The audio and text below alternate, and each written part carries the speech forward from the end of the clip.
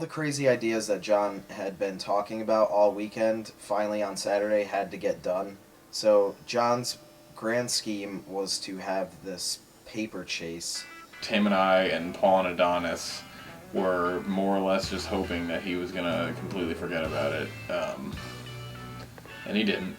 Jon had this book of stones, or something they called it. It was basically a Staples 3-ring binder with some construction paper in it, and glued to the paper were rocks that he got in Hawaii that he painted green. And he had a couple of different people lined up to do the chase.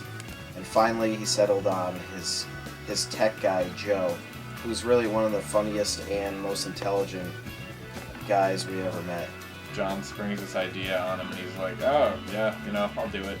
This just in, a village in Texas is missing its idiot. He had this whole thing where Joe had to tell jokes constantly, and if he wasn't telling a joke, he had to completely stay still. Okay, so how do you know when a drummer's at your front door? The knock keeps getting faster and faster. Why do clarinet players leave their clarinet cases up on their dashboard when they go to practice? So they can park in the handicapped spots. How do you get a guitar player off your front porch? You pay for the pizza. Jon thinks it's going to be this epic thing where we hide all these, Filipino alphabet letters, that are cut out of cardboard. So what we did was just stage the whole thing, and Joe was a real good sport about it. We found the F. Finally when it comes down to it, Jon's gonna get what he wants, because he's been getting what he's wanted since 1968. He had this idea that XM radio was responsible for all of the crop circles, because they had all the satellites.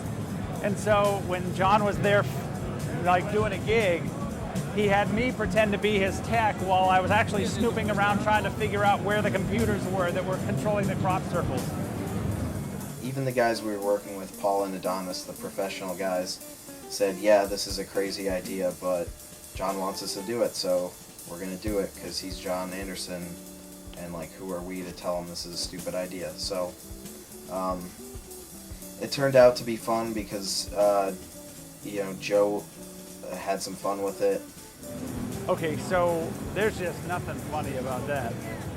The show at the Lennon Bus ended up being kick-ass, and the difference between that show and the one that they had played at the Roxy a couple nights before was that the Roxy show was all parents. It was some fundraiser, so it was all School of Rock parents. This one was totally random people from the NAMM conference that had no idea, just some random kids get up on stage and who the hell are they?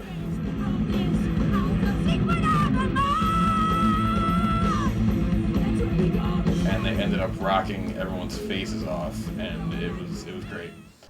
Are these kids fucking amazing or what? My